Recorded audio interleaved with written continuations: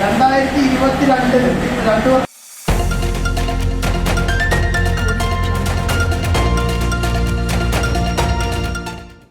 Thiruvambady KCB ഓഫീസിന് നേരെ നടന്ന ആക്രമണത്തിൽ പ്രതിഷേധിച്ച് മഞ്ചേരി വൈദ്യുതി ഭവൻ ജീവനക്കാർ യോഗം സംഘടിപ്പിച്ചു.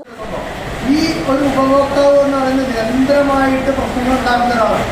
2022 വൈദ്യുതി ബിൽ അടക്കാത്തതിന്റെ പേരിൽ വീട്ടിലെ വൈദ്യുത കണക്ഷൻ വിച്ഛേദിക്കുകയും പണം അടച്ചതിനു ശേഷം വൈദ്യുതി കണക്ഷൻ തിരികെ നൽകാൻ പോവുകയും ചെയ്ത ജീവനക്കാരെ ആക്രമിക്കുകയും അതിന്റെ പേരിൽ തിരുവമ്പാടി KCB അസിസ്റ്റന്റ് എഞ്ചിനീയർ പോലീസിൽ കേസ് രജിസ്റ്റർ ചെയ്യുകയും ചെയ്തിരുന്നു.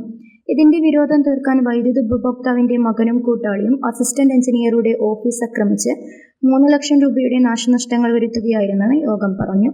ജീവനക്കാർക്കെതിരെ നടക്കുന്ന ഇത്തരം അതിക്രമങ്ങളിൽ പോലീസ് ശക്തമായ നടപടി സ്വീകരിക്കണമെന്ന് യോഗം ഉദ്ഘാടനം ചെയ്ത് KCB workers association Manjeri division secretary PG Sujith ആവശ്യപ്പെട്ടു.